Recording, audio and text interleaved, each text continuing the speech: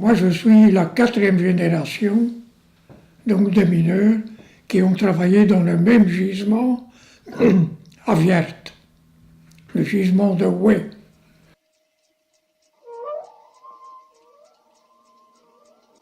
Mes grands-parents donc avaient l'entreprise de terre plastique, quoi. Quand les Allemands sont arrivés, ils ont fait main basse sur beaucoup de choses. Et les 2 frères de maman, ils ont été envoyés en déportation à Cassel. Et alors maman, qui est née elle, en 1900, très jeune, elle a appris à conduire les chevaux et essayer de remplacer les hommes, quoi.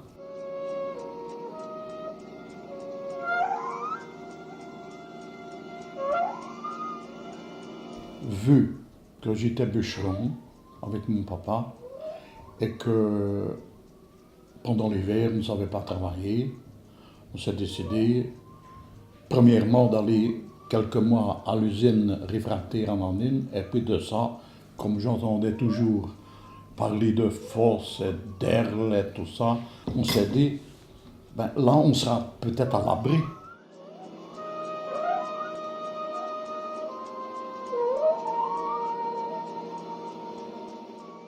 J'avais 20 ans pour rentrer à l'entretien. C'est ça. J'avais fini mon service militaire, je suis rentré.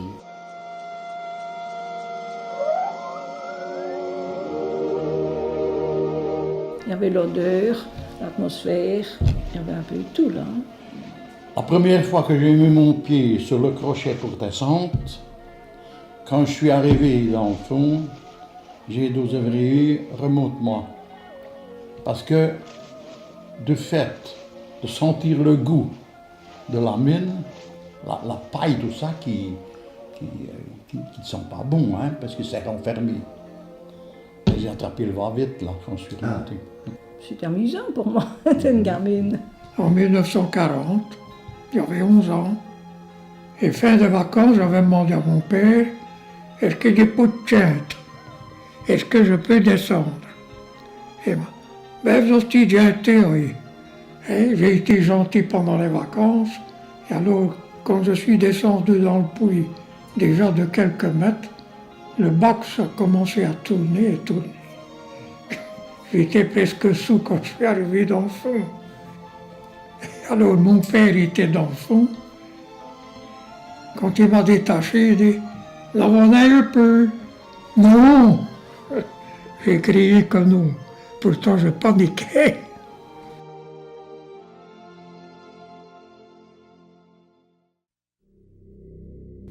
Comme ouvrier à 17 ans.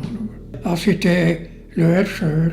Je poussais les wagonnets, les chargés, des blocs de terre plastique, et alors les scrolls, c'est-à-dire les épluchures que les haveurs, les abatteurs, donc, faisaient dans la dalle. Et donc, elle l'arrachait là, également. Non, la ça terre c'était plastique l'ouvrier, pour- hein, parce que c'était quand même fort dur comme travail. Hein. Elle herchait aussi. Elle la mettait une salopette d'homme, carrément, d'une seule pièce avec une tirette. Puis on se moquait d'elle, évidemment. Pensez bien à l'époque, une femme avec des pantalons aujourd'hui, différent. Ah, il fallait des gros souliers, hein. Je ne sais pas ce que. Elle mettait peut-être des bottes à le moment, je ne sais pas. Mais les ouvriers, ils avaient des souliers en cuir très très épais, qui rendaient imperméables. Ils les nettoyaient au moins une fois par semaine, ça leur prenait un temps fou. Et puis, ils les induisaient d'huile ou de graisse copieusement pour les rendre imperméables, pour avoir toujours leurs pieds à sec.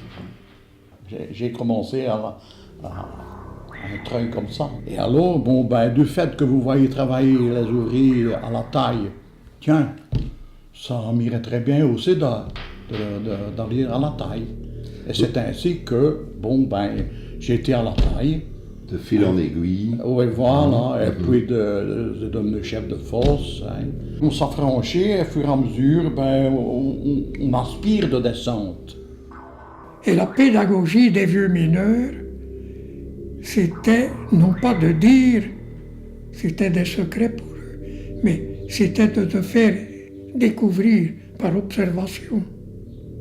Dans la fosse, en plus, tu sais mieux approfondir les choses. Je l'ai remarqué parce que quand tu es dans le fond, avec les outils là, tu ne fais presque pas de bruit. Tu n'entends rien, c'est le calme.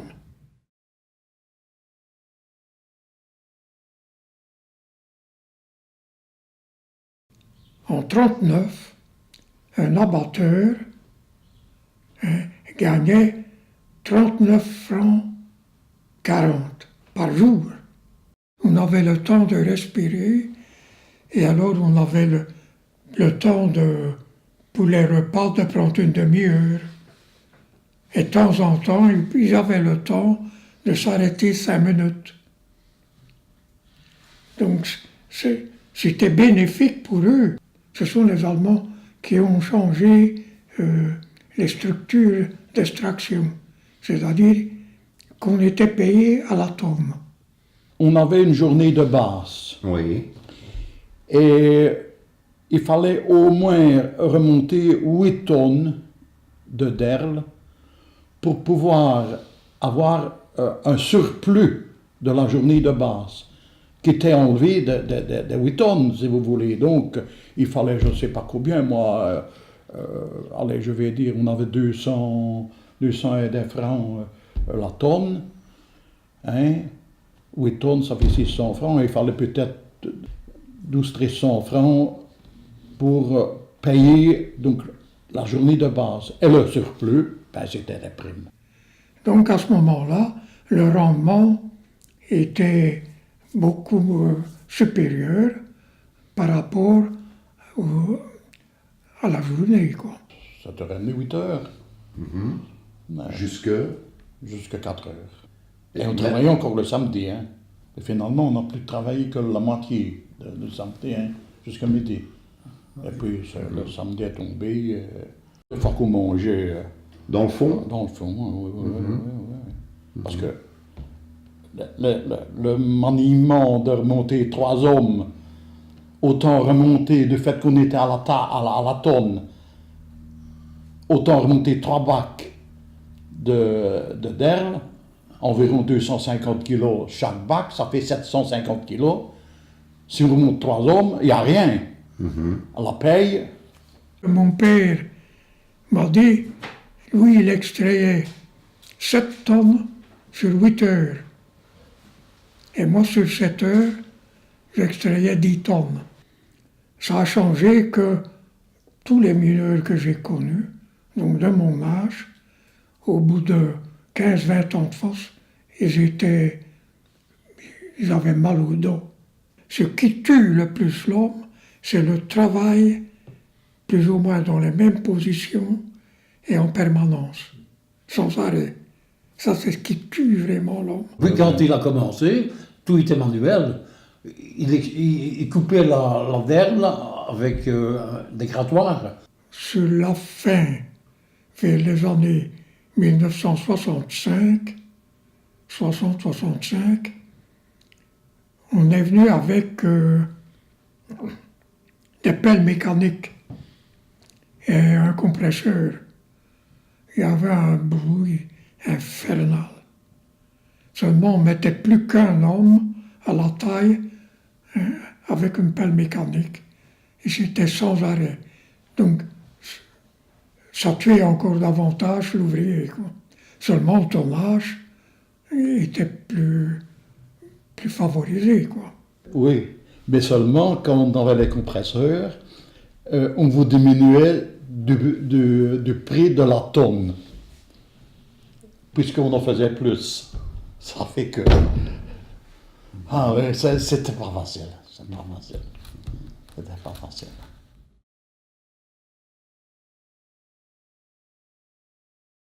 Il y a une surface qui conduisait la terre de la taille vers le puits, et puis des hommes pour travailler la taille. C'est ça. Le chef, c'était le chef de fosse. Il y avait un calepin que le chef de fosse renseignait pour quand l'ingénieur venait contrôler. Et qui était le chef de fosse anonyme? C'était moi. Les contremaîtres venaient contrôler quand on faisait des journées pour remplacer les étançons. Alors c'est la société qui payait là. Donc il fallait un certain contrôle. On ne pouvait pas se disputer, donc dans une petite discussion, on ne pouvait pas se battre, on ne pouvait pas... Non, il n'y avait pas de syndicat. Hein. Mais moi j'étais syndiqué, mais ça ne servait à rien. On n'a jamais fait griffe. Mais- On court. On joue. Ah oui, oui. Pourquoi? Je ne sais plus. Puisque le tonnage était élevé, tout marchait bien, quoi. Les mineurs en charbonnage et les mineurs en terre plastique, c'est égal.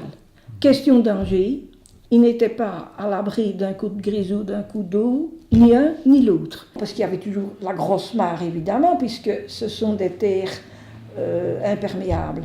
Et il y avait toujours une cuvette d'eau, là. Hein.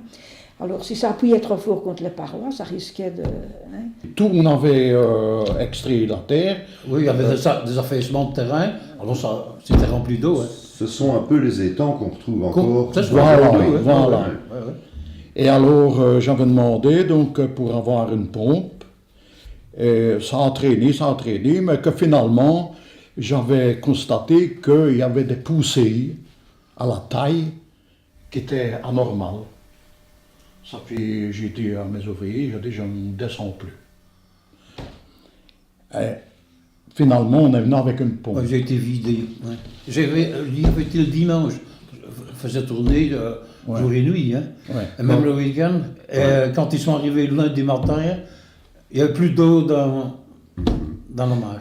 S'il y avait eu un coup d'eau, les ouvriers qui étaient habiles, hein, parce que c'était pas des ouvriers comme aujourd'hui, hein.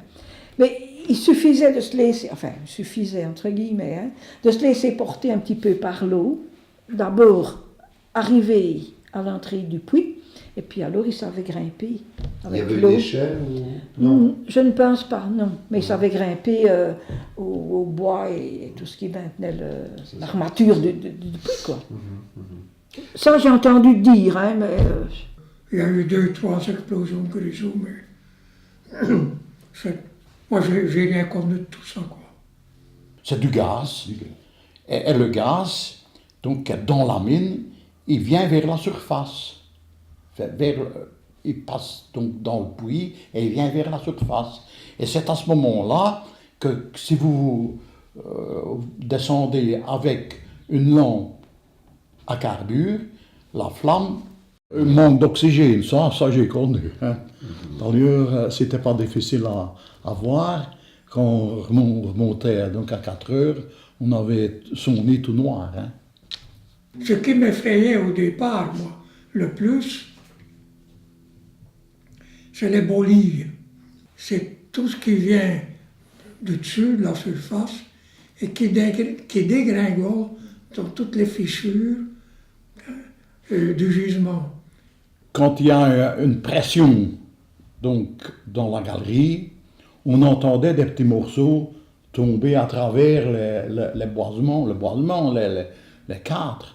Même si c'est à 100 mètres, dès qu'il y a ces glissements-là de bolilles, ça fait un bruit énorme. Mais avec le compresseur, on n'entendait rien. Et c'était là le plus dangereux parce que vous pouviez ne rien entendre et d'avoir un bloc sur le dos. Et alors les vieux mineurs qui sont habitués, moi pas au début, ils disaient « Chou, il y a le diable qui grûle ». Mais alors parfois, ça continuait, hein, ces bolilles-là. « Chou, c'est quoi c'est? Il a jeté ce pantalon, ça court ».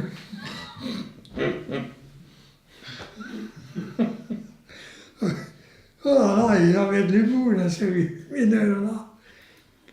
C'est une industrie qui a drainé pas mal d'autres choses. Et dans les petits villages par là, il y avait plein de petites épiceries bien sympathiques. Hein. Et dans l'arrière-boutique, on servait la goutte. Alors, comme il faisait froid et humide, hein, je ne sais pas s'il y avait besoin de ça, les ouvriers, ils connaissaient, même les chevaux, ils connaissaient les arrêts. Hein. Ils ne buvaient pas la goutte. étant étant gosse, les dimanches après-midi, de forte chaleur en été, moi et mon frère, donc on allait à pied à la fosse. C'est notre père qui nous invitait à y aller. Et alors on ramassait tous les déchets de bois. Et ils avaient une grande cuve et on allumait un feu de bois. Et quand le feu était bien allumé, qu'il y avait déjà un peu de braise, on descendait ce tonneau, cette grande bassine, quoi, dans le fond du puits. Ce qui permettait d'évacuer le mauvais air. À une seule condition, que s'il y avait un puits d'aérage. Et on voyait bien au feu, parce qu'au fur et à mesure qu'on descendait, il allumait rouge. On remontait un petit peu, et puis il allumait blanc, pour activer donc l'aération. On parlait aussi de la terre plastique. À l'école, et là, il fallait porter des outils de la fosse à terre plastique. Et puis moi, j'étais commissionnée sur l'estrade pour expliquer à mes petites camarades ceci, ça et ça. On avait une prime chaque mois pour ces outils. Et on les refaisait nous-mêmes. Parce que si on devait aller les faire chez un maréchal, il fallait payer. Alors, de fait que nous autres, on les refaisait, on ne payait pas, on avait ça en plus dans sa poche, là. Pour aller boire une bière. Les lampes, là, le crasset, c'est un boîtier en tôle que les chaudronniers, il y avait des chaudronniers, donc, fabriquaient. On mettait de l'huile dans ce boîtier-là. L'huile, on fabriquait sur place, les fermiers. C'était du trèfle. Et tous les petits ruisseaux qu'il y avait, il y avait des petits moulins avec une meule, et ils broyaient, donc, et on faisait l'huile sur place. Et pour les mèches, c'était des vieux tricots, on découpait des bandes dans des vieux tricots, et c'était pour faire les mèches. Et on s'éclairait gratuitement, presque, avec les choses sur place. Donc eux, jamais de panne d'électricité. Et alors, pour les baraques, c'était des haillons qu'on construisait, donc qui avaient 3 ou 4 mètres de largeur et 3 mètres de hauteur. C'était des petits étançons de bois de sapin qu'ils allaient chercher dans le bois. On faisait un quadrillage avec les bois et on disposait des fougères des deux côtés du quadrillage et on avait un haillon.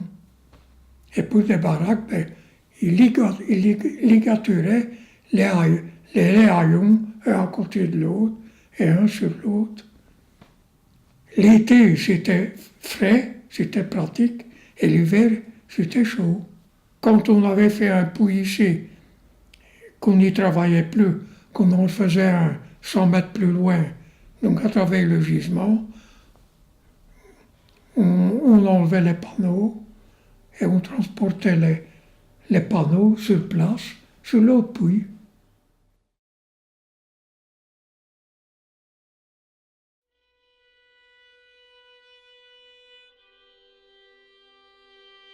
Je voyais bien qu'à l'époque que j'ai essayé ma pension, je voyais bien que ça diminuait. Il n'y avait plus tant de puits qui fonctionnaient. Alors je me suis dit, je vais quand même essayer l'invalidité. Je crois qu'ils ont fermé vers 74, 75. Ouais. Parce qu'après la guerre, les Américains, avec le plan Marshall, ont investi en Allemagne énormément d'investissements, et notamment sur les gisements d'argile qui ont été exploités avec les grues.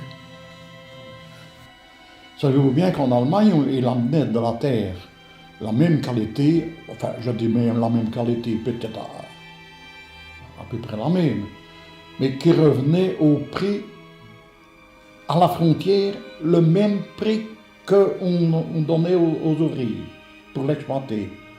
Donc il avait beaucoup plus facile d'aller chercher la terre en Allemagne. Et c'est de ça, bon ben, qu'on a fermé là. Hein. Si c'était à refaire, vous referiez le même métier? Oui. Oui, mais un peu autrement. Avoir le temps de, comment je vais dire, de respirer, je vais dire comme ça, hein, pour travailler mieux et plus longtemps. Quoi.